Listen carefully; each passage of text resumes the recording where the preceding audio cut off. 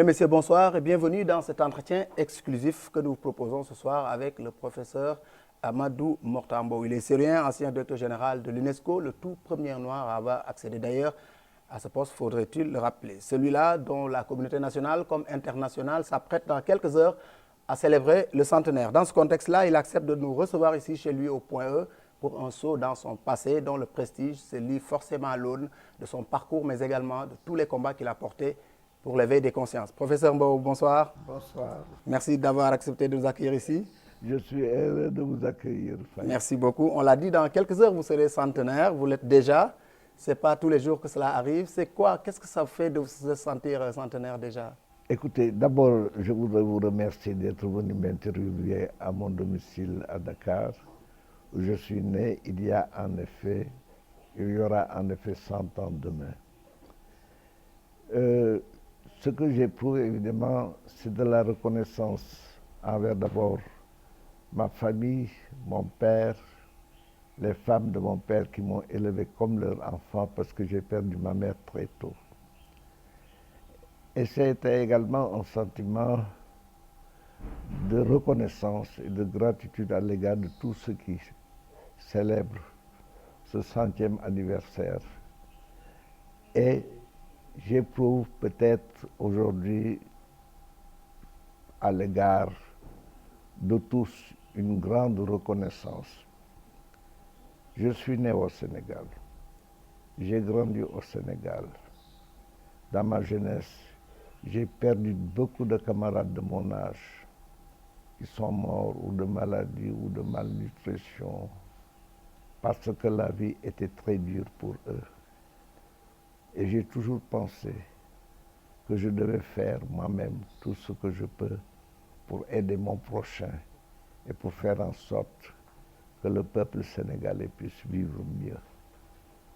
J'ai accompli, je pense, mon devoir, peut-être comme le pays n'est pas comme je l'aurais voulu, mais le Sénégal est un grand pays et le Sénégalais également. Le Sénégal est un grand pays avec un peuple magnifique. Alors j'éprouve aujourd'hui des sentiments de reconnaissance pour tout ce que le pays a fait pour que je sois ce que je suis.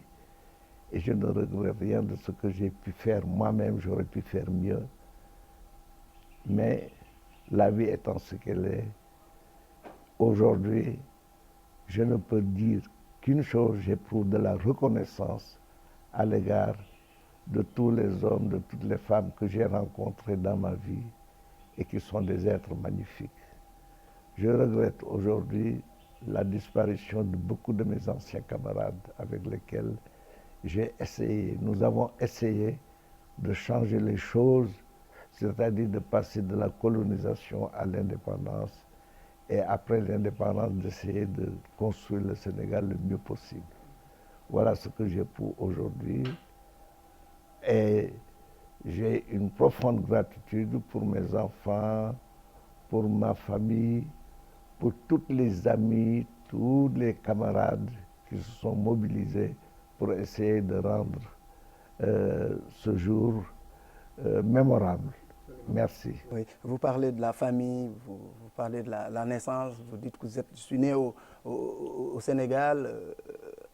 C'est quoi Amadou Mortambo? Si vous deviez vous présenter, que diriez-vous aux nouvelles Mais je générations? dirais simplement le fils d'un paysan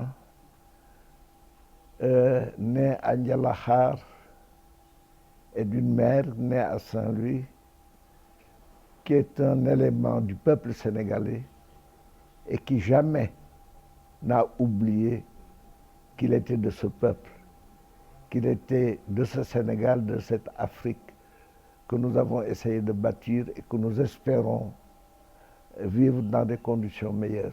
Nous espérons que le peuple sénégalais, le peuple africain, parce que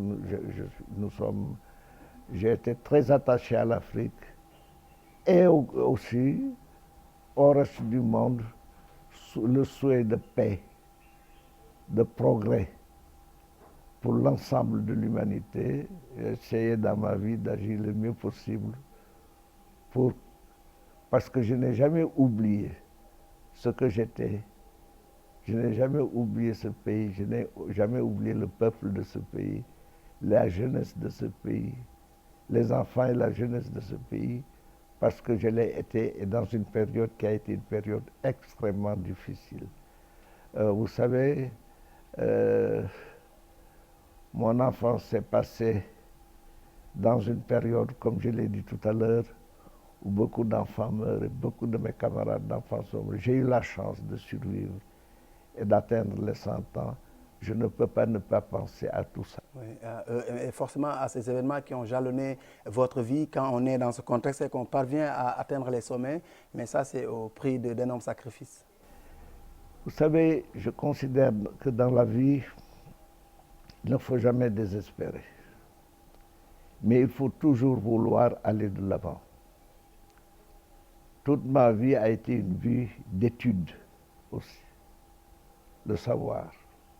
Il faut essayer d'acquérir le savoir pour pouvoir avancer. Et c'est la raison pour laquelle, premier ministre de l'Éducation nationale du Sénégal, je me suis efforcé aussi de créer des écoles, de faire en sorte que les enfants soient instruits et qu'ils acquièrent le savoir le plus élevé pour être à même de servir le mieux possible leur peuple et leur pays et l'Afrique. Et aujourd'hui, quand vous imaginez tout ça, quelle lecture vous en faites? C'est un sentiment de devoir accompli. Aujourd'hui, le pays est instruit ou bien il reste encore beaucoup d'efforts à faire? Non, vous savez, on n'atteint jamais la perfection. Et on n'atteint jamais également ce que l'on souhaiterait pour les autres. Mais on fait ce qu'on peut avec les moyens qu'on a, en espérant que l'avenir sera toujours meilleur. Et je souhaite en tout cas pour ce pays, pour ce peuple, pour le Sénégal, pour l'Afrique, plus d'unité et plus de moyens de bâtir un avenir meilleur pour la jeunesse et pour le peuple de ce pays, des pays d'Afrique et des peuples du monde. Je n'ai jamais séparé le Sénégal de l'Afrique et l'Afrique également du reste du monde. Pour vous, l'idéal, le combat, il reste universel? Il reste universel. Demain, on l'a dit, vous serez célébré par des amis, des fils spirituels, des admirateurs. C'est tout un pays, c'est toute une communauté qui vous célèbre. Forcément, cet élan de sympathie-là, ça marque. Oui, c'est pourquoi j'exprime ma reconnaissance à tout le monde. Je ne pensais pas, quand j'étais enfant, qu'un jour j'atteindrais les 100 ans et que toutes les bonnes volontés qui se sont mobilisées le seraient pour célébrer ce centenaire, qui est le centenaire d'un homme du peuple, d'un homme qui n'a jamais séparé sa vie, son progrès personnel du progrès général du peuple sénégalais et des peuples d'Afrique. Les générations d'hier vous connaissent, celles d'aujourd'hui vous connaissent, mais les générations de demain? Je leur souhaite en tout cas de progresser, d'abord d'essayer toujours de s'élever au niveau le plus élevé. Mais on ne s'élève pas au niveau le plus élevé quand on ne déploie pas l'effort nécessaire. Ma vie, si elle doit servir d'exemple, a été une vie d'études, de combat permanent avec soi-même d'ailleurs, et de combat personnel également, pour pouvoir s'élever au niveau le plus élevé afin de mieux servir son peuple et de mieux servir les peuples africains. Comme vous l'avez dit, c'est au travers de colloques, de conférences internationales, tout ce qui s'y attache. Aujourd'hui, quels sont les souvenirs qui vous reviennent à l'esprit? Oh, les souvenirs qui me viennent à l'esprit, ce sont d'abord les souvenirs de l'enfance, dans le Ndiambour, à Louga, où j'ai connu le bonheur, la joie dans une famille où j'étais aimé, bien élevé, avec des personnes qui ont tout fait pour que je sois imprégné de toutes les traditions, des bonnes traditions africaines. Je pense à ma mère, celle que j'appelle ma mère culturelle, qui m'a élevé et qui par des contes, tous les soirs, m'apprenait la vie à travers celle des animaux et qui m'a peut-être le plus influencé du point de vue moral, du point de vue éthique, parce que nous apprenions beaucoup l'éthique. Vous savez, la modestie, l'humilité, ne jamais croire qu'on est plus que les autres. Je me considère comme moi, l'égal du paysan. J'ai cultivé la terre dans mon enfance. Et quand je vois le paysan sénégalais, j'ai connu sa souffrance, j'ai connu sa peine. Et je pense à lui encore aujourd'hui. Et je quitterai peut-être le monde sans avoir accompli tout ce que j'aurais voulu faire pour ce peuple.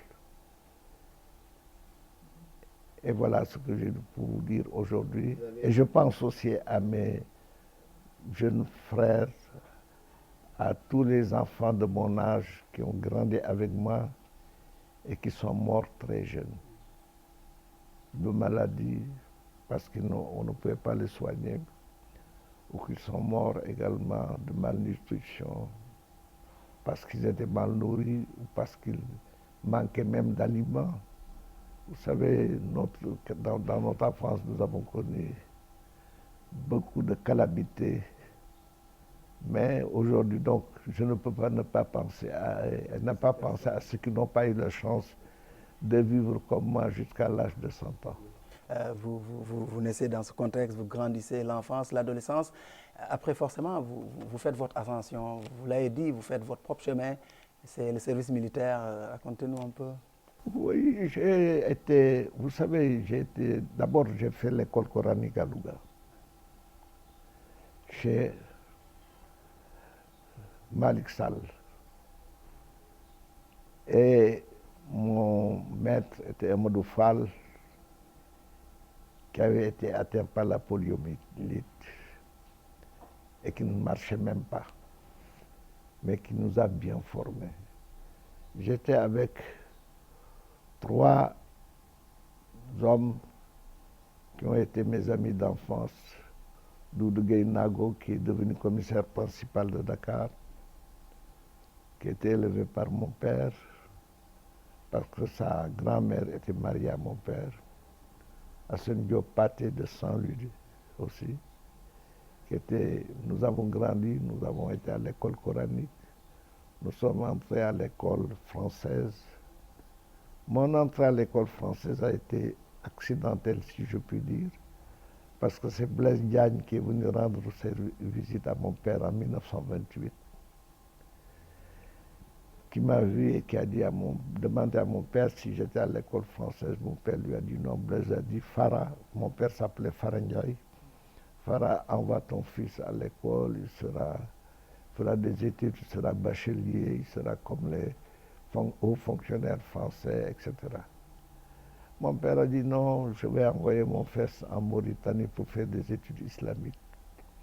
Ensuite, il a suivi le conseil de Blaise. Il m'a envoyé à l'école française en novembre 1929 à l'école régionale de Louga où j'ai eu le certificat d'études.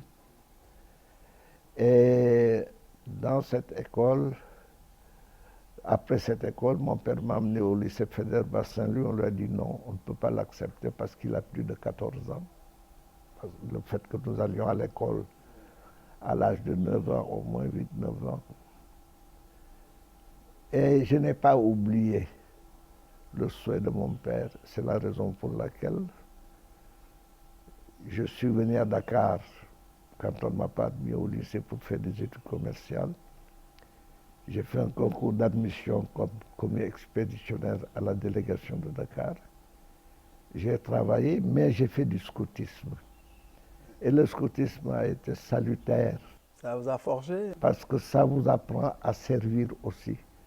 En fait, ce que le scoutisme nous apprenait du point de vue éthique, c'est ce que j'avais appris dans ma famille. Et ça vous a appris à être un homme du peuple? Voilà, exact. Je l'étais déjà parce que je l'avais appris à l'être et à l'être. Et je l'étais aussi par le fait même, par la vie. Et ensuite, j'ai fait l'aviation populaire. Vous savez, pendant la guerre, quand les Allemands ont commencé à se réarmer, le gouvernement du Front populaire a créé l'éducation, l'aviation populaire pour essayer de réarmer la France. Nous étions 2 Sénégalais seulement à suivre l'aviation populaire à Dakar. Il n'y avait que des Européens. Et un beau jour, l'ingénieur qui nous faisait les cours est venu nous dire qu'on recrutait pour les écoles de l'aviation en France et que nous pouvions présenter nos candidatures. Il m'a demandé de présenter ma candidature, je l'ai fait, en donnant évidemment les références que j'avais. On m'a admis et j'ai dû souscrire un engagement volontaire pour la durée de la guerre. Et j'ai quitté le Sénégal pour la première fois en mars 1940 et j'ai découvert la France. J'ai été à l'école de radiotélégraphie de l'armée de l'air à Saint-Malo.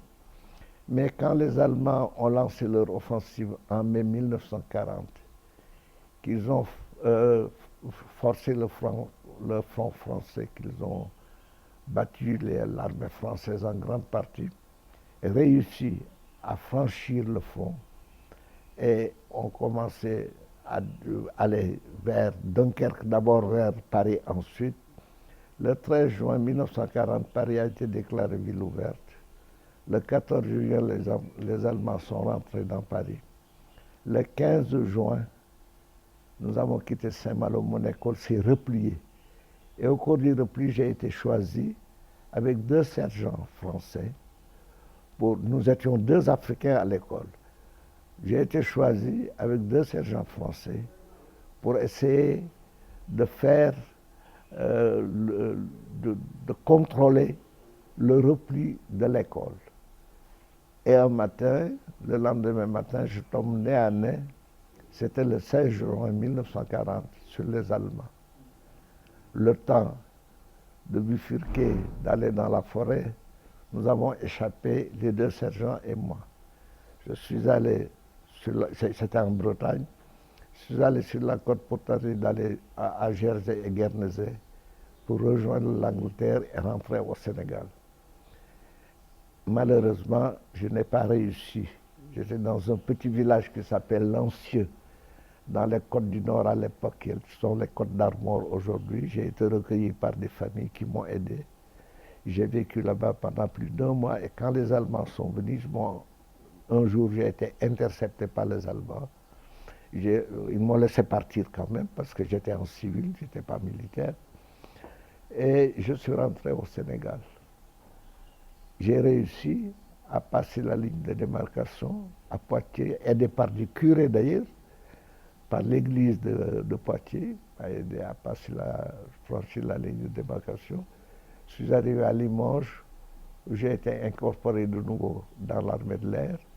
Et je suis devenu le secrétaire du colonel de Montrichard, qui était le directeur de l'armement au ministère de l'air. Ensuite, quand les Allemands sont venus, la commission d'armistice allemande est venue à Limoges. J'ai été libéré, je suis rentré au Sénégal et j'ai été rappelé au service militaire quand les Américains ont débarqué en Afrique du Nord en novembre 1948. J'ai été rappelé le 15 janvier 1943 et j'ai refait le parcours, une école de l'armée de l'air au Maroc, où j'étais le seul noir, où je suis sorti major de ma promotion. J'ai été affecté avec le brevet supérieur de mécanicien électricien de l'aviation. J'ai été affecté à Meknès, au centre de chasse de formation de pilote de chasse. Ensuite, en escadrille, groupe de chasse 2-9 Auvergne. Et j'ai refait l'Algérie, la France, libéré en 1945, et je suis resté en France pour faire des études. Et les études, je suis venu d'abord au Sénégal en 1945, demander à mon père l'autorisation parce que c'était ça, nous. Nous, on consultait nos parents, on leur demandait leur autorisation pour entreprendre quoi que ce soit. Mon père m'a autorisé à rester en France. J'ai été aidé par mon oncle Saleh Kassé. Et je suis resté en France, faire des études. Et commencé d'abord par des études à l'école, transformation de la spécialité militaire en spécialité civile. Le ministère du Travail, parce que la France était détruite, il fallait la construire. On m'a trouvé un emploi aux artistes associés à Paris qui fabriquaient des émissaires, des émetteurs radio. J'ai fait un jour et le lendemain, je suis allé m'inscrire à l'école Breguet qui formait des ingénieurs et des techniciens supérieurs. J'ai fait l'année préparatoire, j'ai terminé l'année préparatoire. J'ai été admis en deuxième année préparatoire, première année préparatoire, admis en deuxième année préparatoire. J'ai décidé de passer le baccalauréat. Et j'ai été m'inscrire en centre qui était créé par le ministère de l'Éducation au lycée Hélène Boucher, dans le 20e arrondissement, rue des Maraîchers, dans le 20e arrondissement de Paris. Et j'ai passé mon baccalauréat première et deuxième partie. Et j'ai décidé de changer d'orientation. Pourquoi? Parce que quand nous sommes arrivés à Paris en 1945, il y avait une association des étudiants coloniaux. Nous avons décidé de faire comme les Tunisiens et les Marocains et les Algériens. Nous avons créé une association des étudiants africains avec des aînés comme Ablaïli, qui faisait un doctorat d'histoire, qui a fait d'ailleurs, qui est le premier docteur ès-lettres sénégalais, et africain même, je dirais, africain francophone en tout cas, premier docteur ès-lettres qui a fait sa thèse sur la compagnie du Sénégal, qui faisait l'esclavage, donc sur les problèmes de l'esclavage. Et je dois dire que ça a joué un rôle important pour mon changement d'orientation aussi. On va revenir sur ce changement d'orientation, mais juste au regard de ce parcours, cet engagement au sein des armées et tout ça, où vous avez frôlé la mort parfois, où vous avez vu le supplice de très près parfois, est-ce que vous aviez le sentiment déjà à l'époque que vous étiez un homme d'exception et vous sentiez ce destin particulier-là se dessiner? Non, je ne le pensais pas. Je dois dire que j'ai toujours considéré quand même que l'homme doit servir également sa communauté et que je n'étais pas seulement formé, je n'avais pas fait une expérience pour que ça me profite à moi-même, à ma famille, mais à moi-même et à mes enfants, à ma femme, à mes enfants. Je vous parlerai tout à l'heure de ma femme d'ailleurs. J'ai toujours considéré que j'avais eu des opportunités que d'autres n'ont pas eues. Et ces opportunités m'ont permis d'avancer dans la vie, comme les autres n'ont pas pu le faire. C'est donc, je vous dis donc que j'arrive à Paris en 1945, je m'inscris, je fais transformation de la spécialité militaire à la spécialité civile, Breguet, le lycée, et je passe mon baccalauréat, j'entre à la Sorbonne. Et là, tout éclate finalement. Oui, et étant à la Sorbonne, étant étudiant, le hasard a fait que je sois élu président de l'Association des étudiants africains de Paris, président de l'Association des étudiants africains de Paris. Et le hasard fait également que je sois l'initiateur avec mes camarades de la Fédération des étudiants d'Afrique noire en France, la FEANF, dont on a parlé beaucoup, qui a formé des gens comme, qui a été dirigé ensuite des gens comme l'actuel président de Guinée, Alpha Condé, Alpha à qui j'exprime ma reconnaissance également pour tout ce qu'il a essayé de faire pour moi-même. Et donc, je dois dire que Tout mon parcours a été après, servir.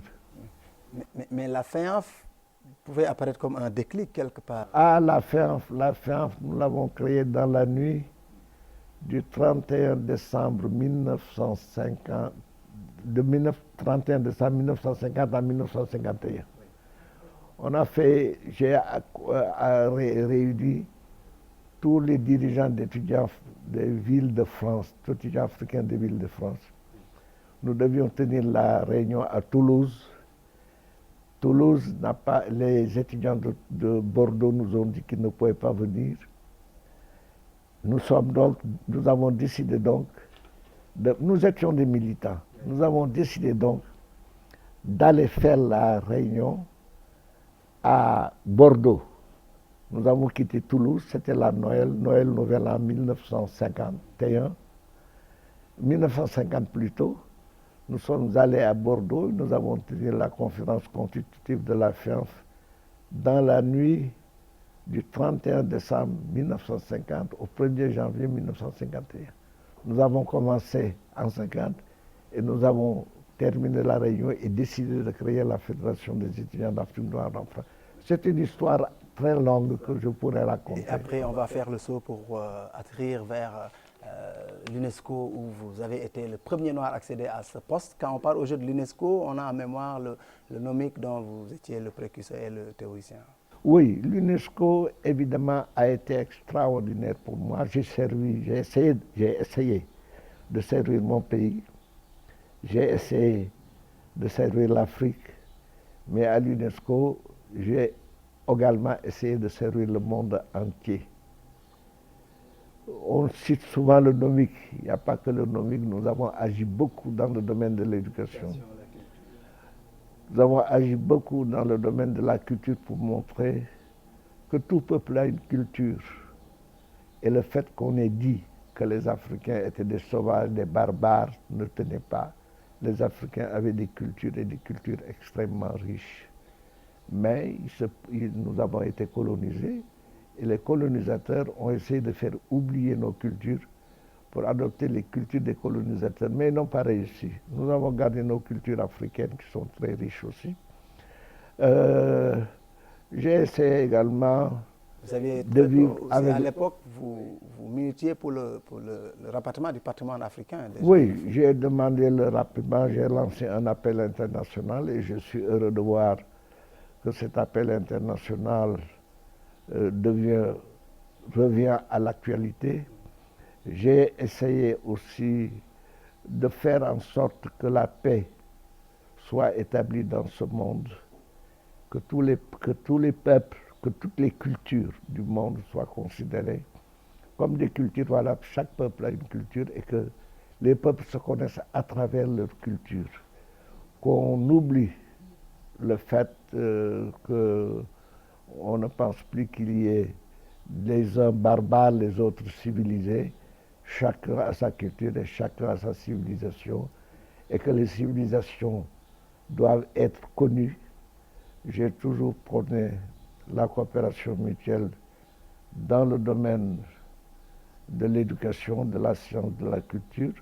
J'ai essayé également quand même d'éveiller la conscience des Africains à l'égard des problèmes de l'éducation moderne, sans oublier les formes traditionnelles quand même de vie que nous avions, qui recèlent des éléments extraordinairement précieux pour nous et pour même l'humanité.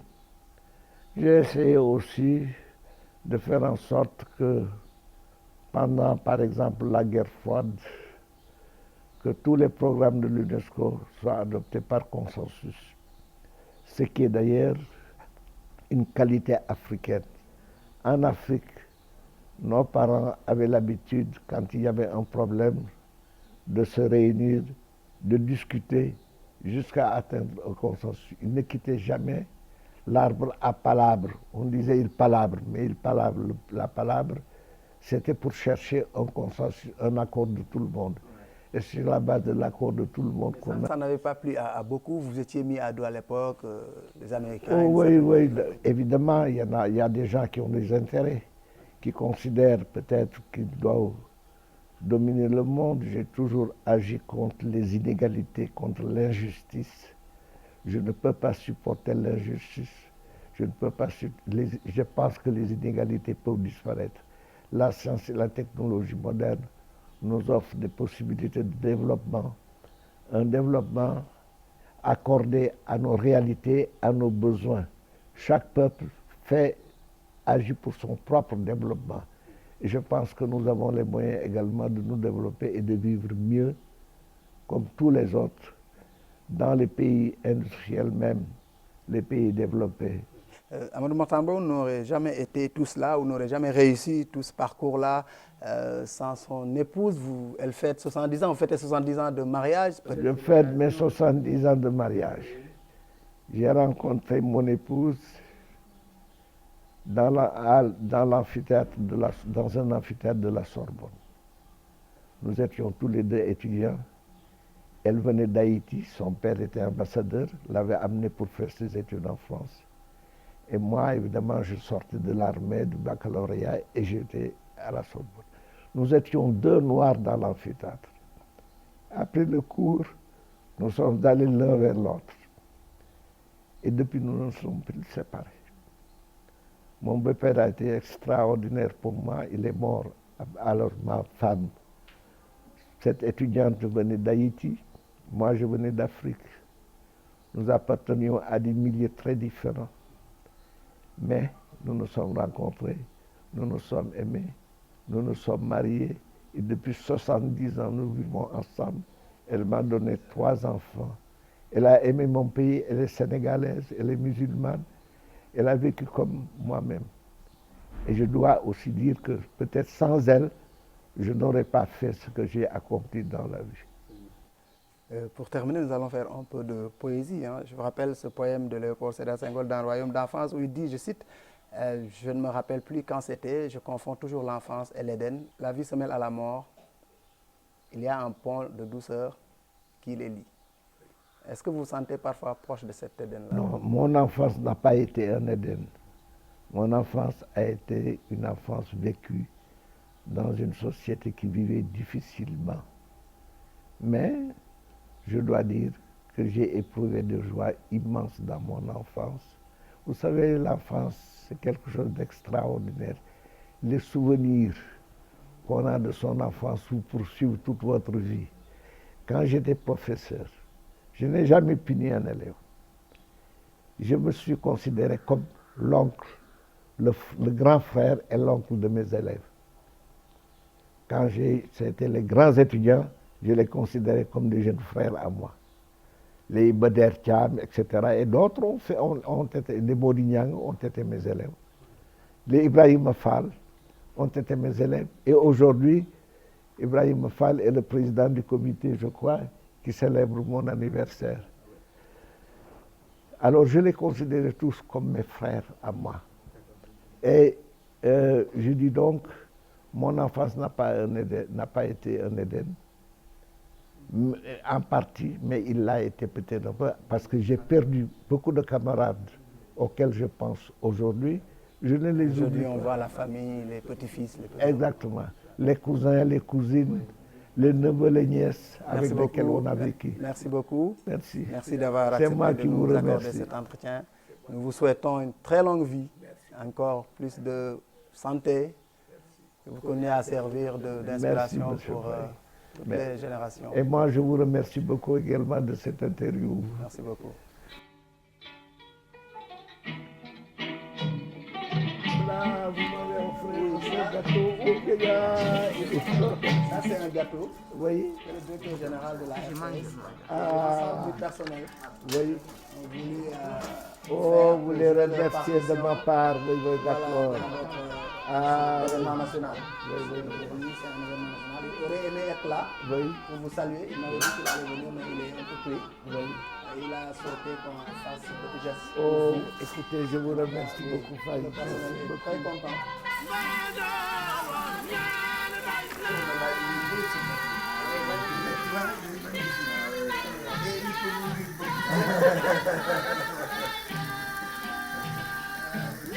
That is certainly you see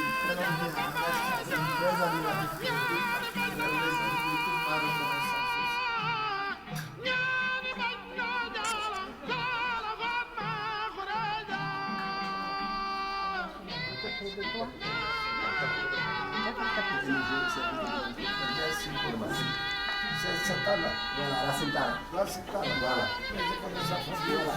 Ah